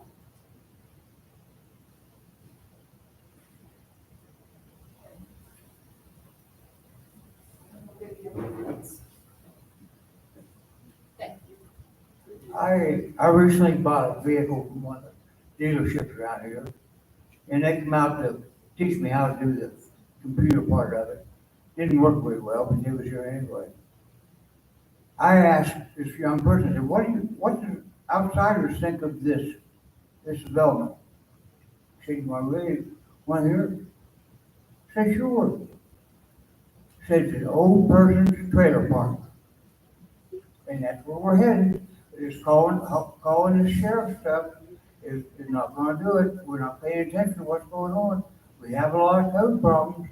We got mold, we've got grass, we've got people parking in the grass. But no one's taking care of it.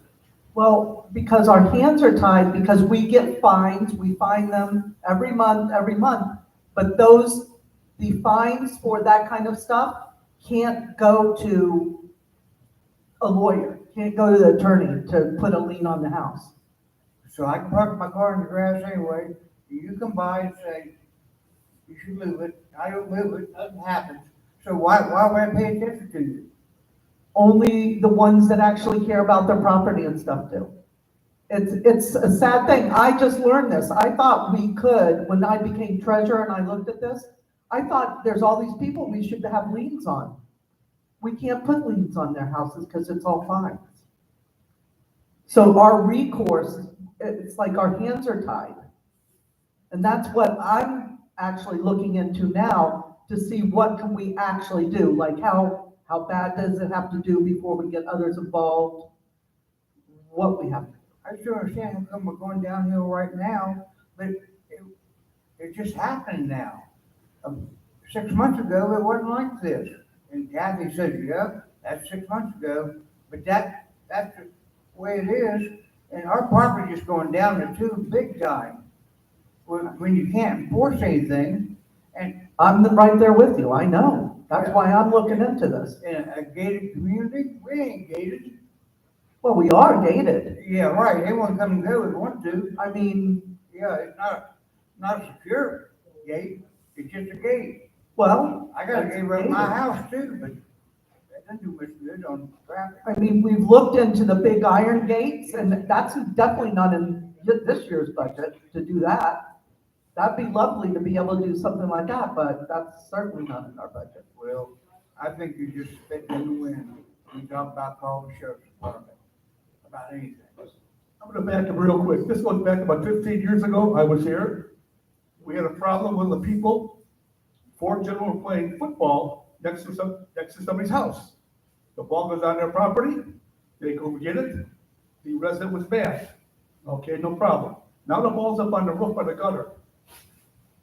And you go and climb on your house, excuse me, to get the ball down, okay? Code enforcement says, call the police department. The lady said, 83 years old, she said, I can't, because they're gonna come back after me. So she didn't call the police. Because they would come after her and her husband, period. That's a known fact. That's your police department. Okay, I have a changing the subject, and I want to thank you for your reply. This is not about the fence. Something I wanted to bring up that a lot of people have mentioned, but I'm going to bring it up. Our board meetings. I just wish they would run a little smoother, and I think that, if I'm not mistaken, that people are constantly requesting financial information. Should put that in writing to the front office, and 3 minutes to talk, and then that's it. I'm just talking about a regular board meetings. They seem to be getting out of hand and are disruptive, and people are saying, I don't go to the board meeting anymore because it's a joke, because people get up and then there's arguing. So I just want to say, can we do something to get things back on track? Our town hall meetings are different. I'm not talking about this, but our board meetings should be strictly business, and if people are frustrated, and I get it, but all of this stuff going back and forth is just not productive for our community. We really need to be able to know what's going on business-wise, and that's just my opinion, and I appreciate these meetings too, because then we can all talk. Thank you. I believe at the last meeting, and I'm pretty sure because I've had to watch it again and again now, they were doing a really good job with the timer over there. And not only the timer, but there was a gentleman that came up 2 or 3 times, but he was asked when his buzzer was up to go to the back of the line, and he could go back up again. I think that's how it will be addressed at this point. Sometimes people they're lengthy in their conversation. So we need to be able to give him the opportunity to finish off whatever it was, but he needs to do his 3 minutes and go to the back of the line, do it again. And we did start at the last meeting when one of our residents came to the podium and was asking, for us to remember every detail in our financials. And my comment was, fill out a piece of paper, drop it off the office, and we'll get you an answer. So as much as we want to try to be in control of trying to manage the fluidity of our board meetings, we can't stop residents from being pricks. And so is that what makes these board meetings not very inviting? Absolutely. But we are members we are the residents, right? So we've got to help provide some voice to those folks that are just taking these meetings and tanking them. We can't stop them from their 3 minutes at the podium. We're trying to manage that and hold them accountable. But at the end of the day, there's some people that just have a lot of hate in their heart, and all they want to do is come up here and stand on their platform of hate. And that's what makes these meetings not very inviting. We're not inviting them up saying, hey, past treasurer, come, give us some comedy.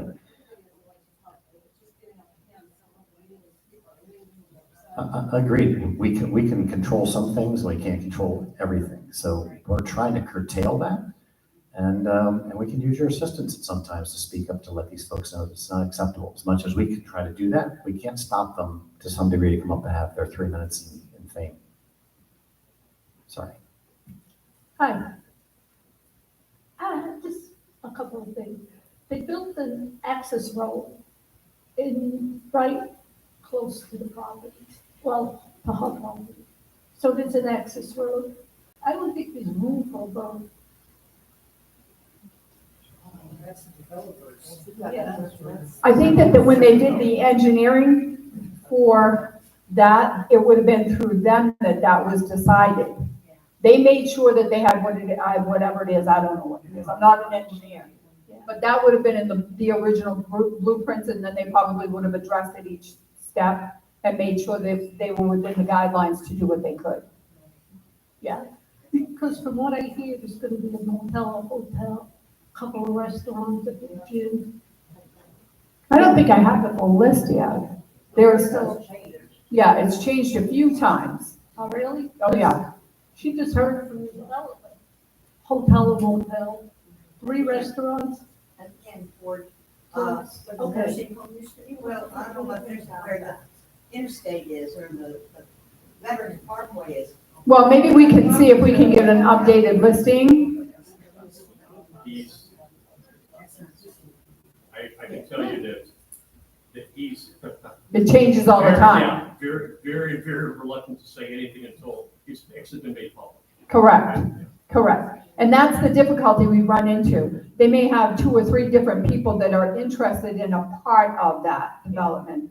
And that hasn't been finalized yet. And if there's not a signature, it's like he said, they're not willing to like speak it. Okay. The other issue, when you're turning into the gate, Yes, right? Is there any access to the shopping development before the gate, like? absolutely. Oh, God, can you imagine? That's why it was talked about and talked about and talked about, that this was gonna be a nightmare out here out front, and the secondary gate has been looked into, and they've tried to move forward with it. Not only that, as you come out. You gotta take the microphone, they can't hear you online. Not only that, if you look at it, as you come out the visitor side, they're doing a turn-in lane. So if you get a few cars that are backed up coming out of Brookridge to turn, it will back up inside Brookridge. Absolutely. What a mess. What a mess.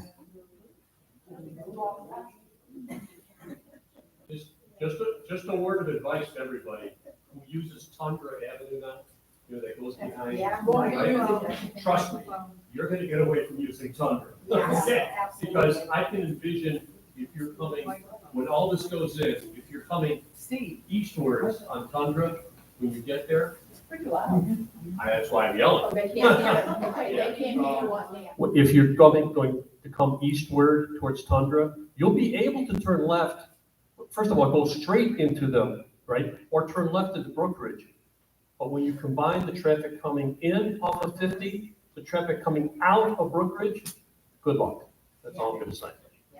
Thank you for those words of encouragement. I'm only kidding. If you see what it is now, just wait. This is nothing compared to what it's gonna be. And that's why we're really aggressively pushing the second. Okay, so we'll have an option. We'll have an option. Okay, we have somebody that has a mic. And kind of changing the subject a little bit, can you tell us where we are with the 4 mowing contracts that we were looking at for mowing Brookridge? Can you say that? I believe that, I don't have an update on the mowing because we're gonna have to, we had Richard was, he was given that project to start looking into exterior landscaping companies to be able to take that away from here. Richard has since gone. He's out of the community and up, I think it's Indianapolis or wherever it is he goes to for the summer. But I didn't get any update on the lawn mowers the landscapers that he did check into. But I have requested that information from him, and I will let you know just as soon as I know. That's all I can do.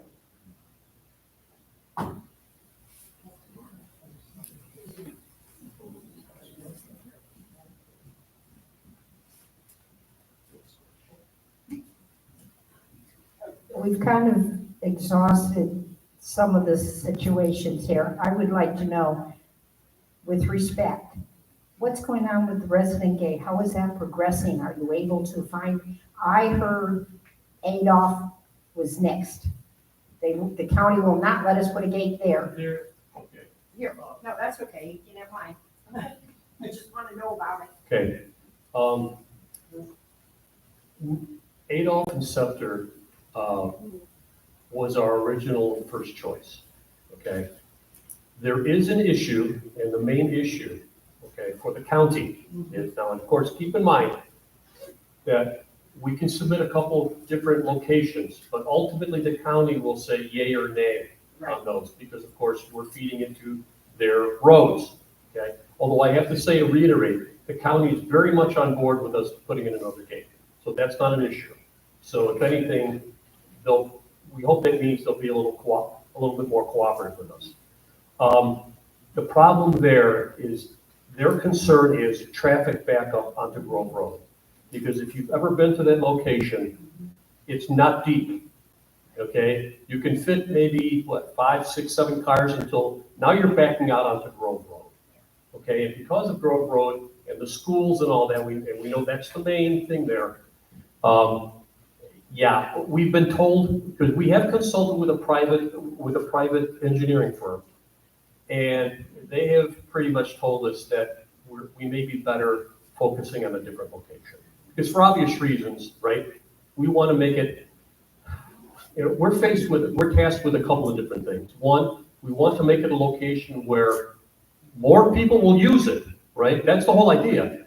We don't want to put it somewhere where a half a dozen people are going to use it. That's not going to help us.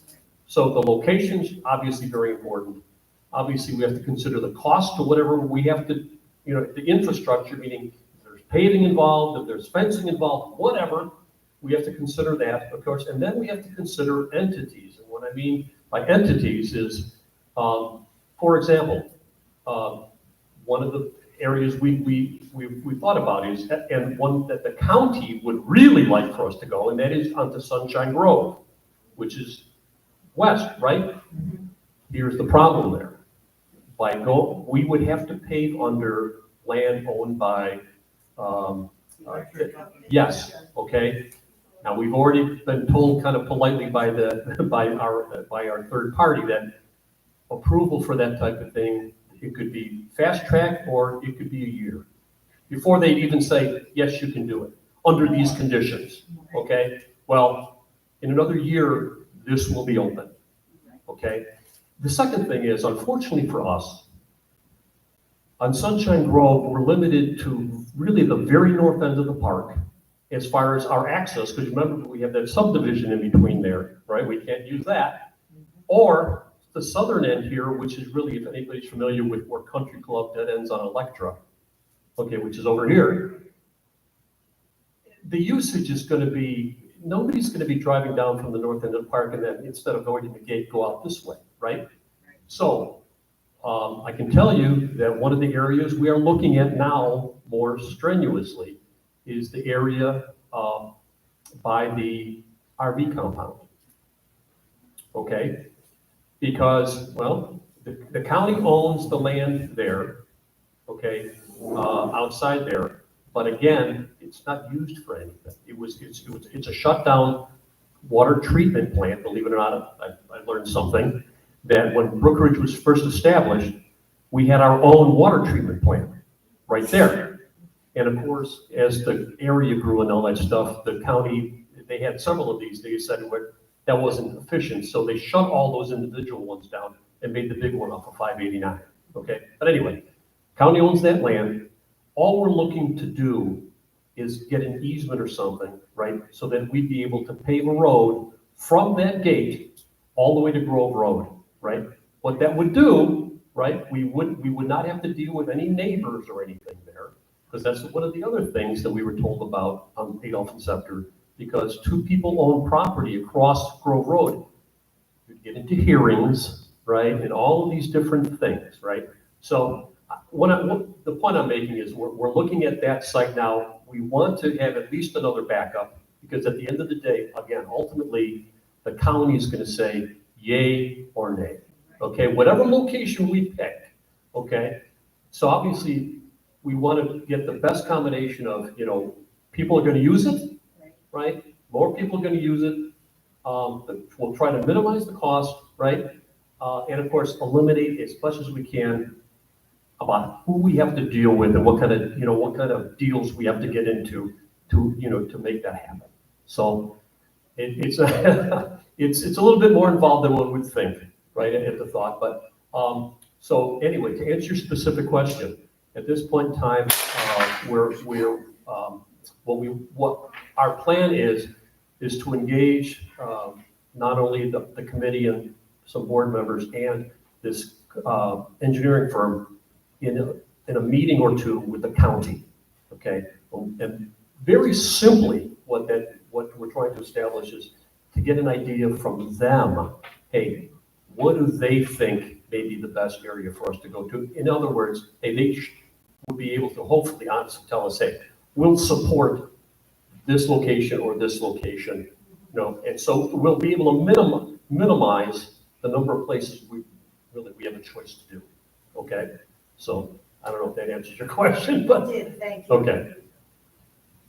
Thanks for your engineering efforts. What's that? Will we be paying for the engineering firm? No, actually, again, when we mentioned before the $30,000, okay, that we're going to be getting. Now we're, at this point in time, so you know, all our contacts with the engineering firm have cost Brookridge absolutely nothing up to this point, okay? What we're looking to do is to sign a contract with them, a sort of a minimal contract to get us to that point where we'd be able to say, okay, this is the location we're gonna go for, okay? And at that point in time then, okay, we would need their assistance, and that's the reason we went to them. I'm not an engineer, okay, right? I mean, I don't pretend to be. So we will collectively need their assistance in guiding us through this whole process, okay?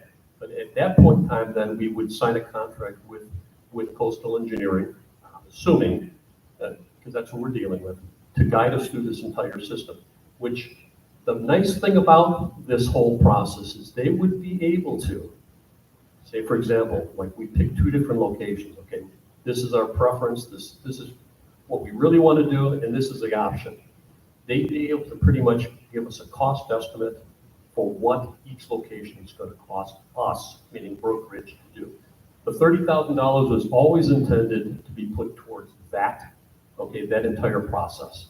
So part of it would be for the counseling, and the other part would be put towards the actual physical cost of paving roads, whatever, okay? Well, that was asked about him too, and his honest assessment was the county's not paying for nothing. Okay, is what he said. Okay, so that's also important though, because the amount of any amendments we have to make to whatever site it is, it's in our favor, because the county's, the best we can hope for the county is that they'll help us and they'll approve the location ultimately. They're not going to contribute to the cost.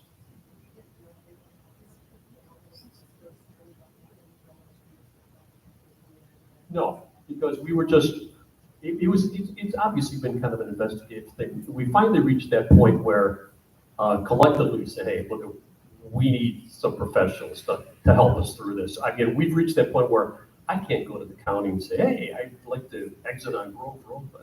You know, so it's kind of evolved to this point where it's, all right, we're finally at that stage where I guess the good news is that once we get this, then we could really start making significant progress on it, okay? It seems like it's all that build-up work to that, okay, fine. We finally pick a spot, now we go. Well, the gentleman said that realistically, he said if they started, you know, if the word go started today, he estimated about 16 months till the gate would be open. So, yeah, that's why the clock's ticking. Yeah. Yeah, well, I'm not being critical, but you know what? I can tell you that the very first meeting we had with the county, they told us that if Brookridge was being designed and built today, meaning 2,800 homes, they would insist on 3 gates.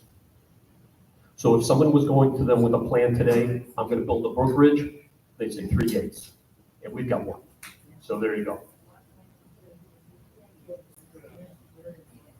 Thank you, Steve. Anybody else?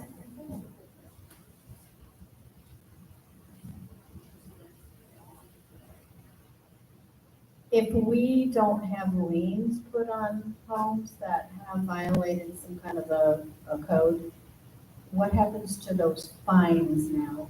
like if that person wants to go sell their house, are those fines legal and abiding and they have to pay them before they sell their home? I'm just curious. Like I didn't realize this, I thought we actually had liens. I had a flag up and they didn't like it. And I was told that I was gonna have a lien put against my house if I didn't remove it, so I quickly removed it. And so now I'm finding out it's not really a lien, it's a fine. So I'm just thinking legally, what do these fines do as far as accumulation or, you know, at some point when somebody wants to move out of that home, what happens to those fines? With you having said that, I just feel like the whole community now is gonna like violate everything. Because I mean, because there's. there's good people, there's bad people, there's people that care, there's people that don't. I mean, you have to, like, your moral code and ethics, that all plays into people. I mean, they're gonna do what they're gonna do anyway. Yeah, which I feel I have, but I'm just curious, Yeah. what happens to these accumulation of fines, like that are on a daily, weekly, or monthly basis? I have a question to the attorney. Do we have to sue them? Like if they do sell, do we sue them for those fines? That's my question to him. And we're waiting for a lot of answers to some questions. Yeah, because I can kind of see things going downhill.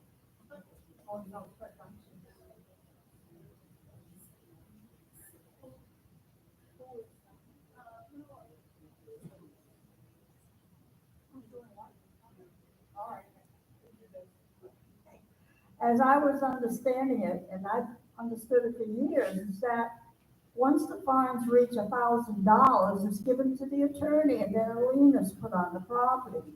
But if at the end, the property is not worth much compared to all these other people that are owed, especially mortgages that haven't been paid, so forth and so on, we might not get much of it. That's all I can tell you on that one. Is that true though, $1,000 now turns into? If it's HOA fees. Fines are not included in that. So we can't put a lien on a property until they hit $1,000 and past HOA fees, and the fines can't be part of that $1,000. Correct.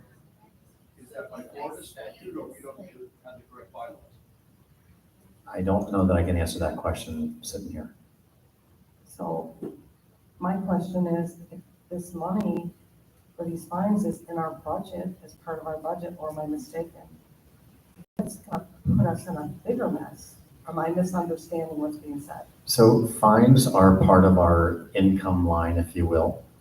And so we do bank on that based on code violations turning into fines, and fines is essentially a form of revenue.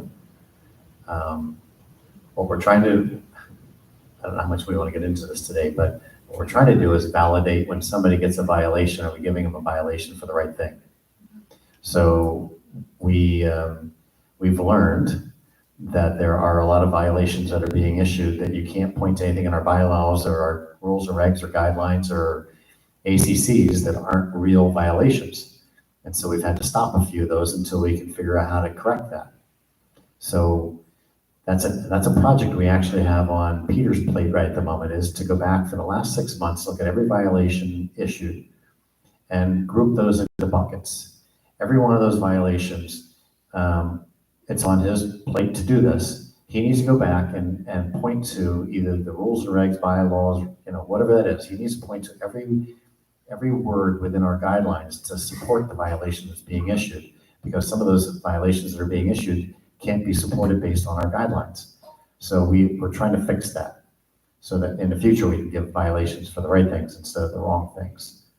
I'm not sure if I'm answering your question, but that's that's the dilemma we're dealing with right at the moment. You did, but so improper policies that were set in place before are affecting us, but people don't pay their fines are gonna affect our budget, basically.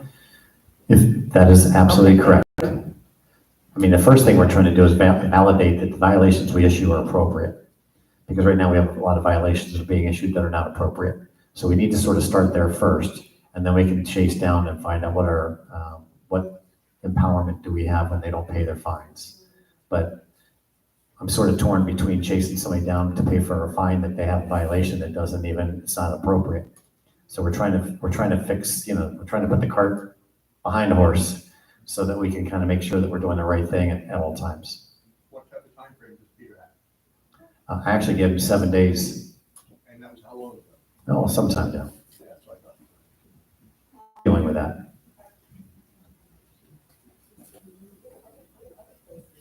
This is definitely an ongoing issue. The governing documents is changing some things, and I know that you've been working with Jerry, and that's gonna be changing soon, but I know that we flooded your committee with several things, and that'll probably keep happening for a while. Okay?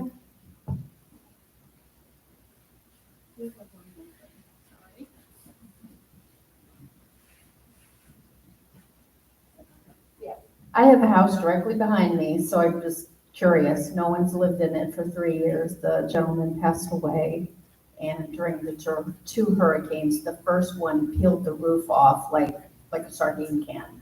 It literally was in the trees, it was everywhere. The second hurricane came through and removed the majority of the whatever it is. Yeah, and now, like, when I'm outside in my backyard, I smell mold. I've seen rats out my window. Who should I call? I'm curious. The address that we're talking about? I wish I could tell you the street. I live on Nectarine, so he lives on the street directly behind me. Yeah. I don't, and he's passed away. He's dead. So is it a probate situation? Probably? Something, yeah. Yeah, so. But I overheard something back here, so who do I call? Because I mean, it really. Denise Hill? Nice. Denise Hill? Yeah. She was on Nectarine. Yeah. So it's behind her. So my experience with the house not far from here, I don't remember the name of the street, was that I called the county and had a conversation with the county. And they actually have sort of like an inspection division that can come out and come on property and look at that, and they can help us deal with that. So I'm not trying to not take the responsibility, but Yeah. it sort of goes back to the county that we can get them to get involved. Well, I personally feel like it's a health hazard, because like I said, when I step outside, I smell mold and mildew. And I see rats, and I'm like, oh my, I'm freaking out. I would be too. What's your name again? Denise Hill. Yeah. So it's directly behind me, like literally behind me.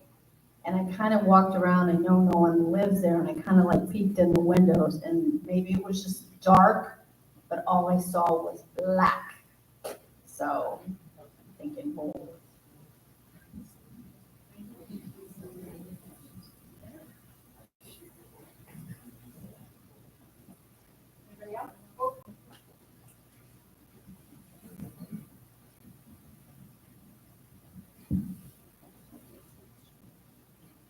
I'm gonna sit down for this one because I gotta look at the book here.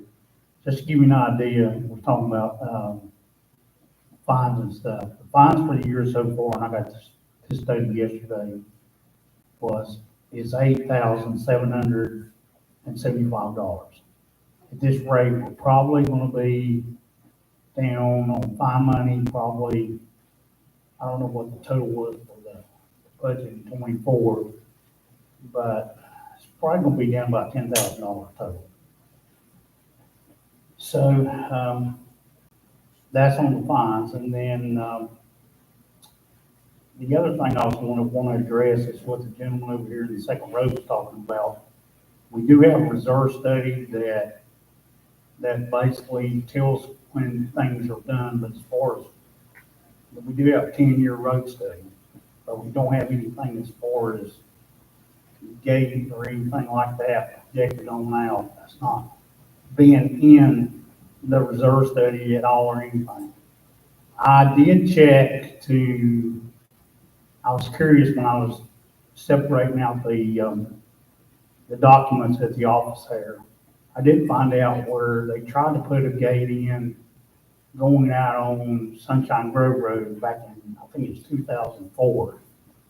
And at that time, it was going to go within the country club and go across through to Sunshine Grove Road, but it got turned down.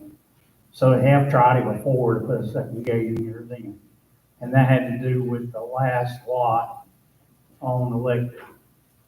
And it got turned down back then. So in my opinion, it needs to go out Sunshine Grove Road, and we need to deal with the Duke Energy and try to put it in the back corner back there, close to the school road.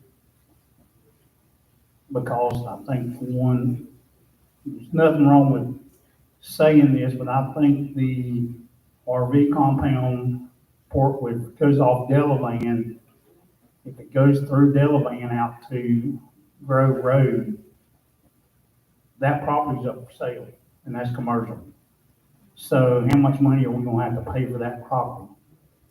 And everything for that, and, everything, and, we need to still be aware that we don't own part of the RV compound road that comes in from Delavan to the maintenance building. Half that road belongs to the county. That fence was supposed to be moved over in 21, when they were gonna sell it in 21. And the person backed out because of EPA regulations back then because of the sewer, the water treatment plant. So the counties tried to sell it before. I don't know how much they've got it listed for. But, any other questions about finances? I pretty much have everything in my hand right here. Thank you.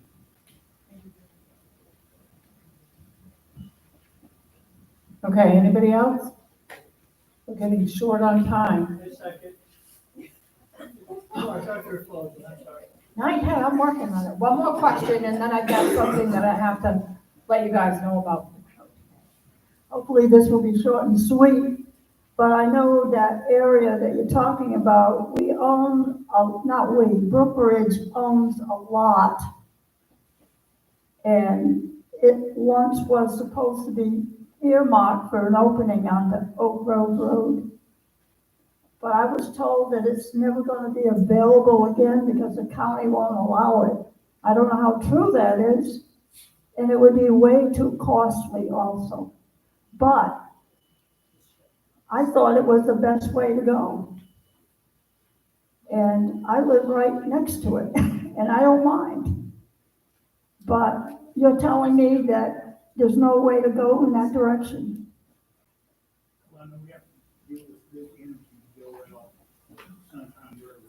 So is it a possibility? That's all I'm asking. Oh. I mean, I would prefer as anybody that, I know some terrible people live out there like yourself and everything. That's the best way to avoid the traffic jam down here. You go out on Sunshine Grove Road. Okay, just before we wrap this up, I want to let everybody know that Roberta worked on her, I think it was your request, changing and simplifying the application from the resume from the board and the committees. So she did just that, and I have probably about 20 of them up here if you want to take a look at them. The UBL has been taken off them. They're very simple. If you want to volunteer, if you want to be a part of a committee, all you got to do is let us know what you want to do or what you're interested in doing, and we're going to, and name the committees or any kind of other thing you might want to volunteer to do, like look at something, walk a property, clean something. Let us know what you want to do, okay? And there's 20 of them here, and they're going to be available down at the front office as well. Then the board will be going over them, and we'll give you a call, okay? And with that, I move to adjourn this town hall. All those in favor, let's just do it. Thank you, everybody. Thank you.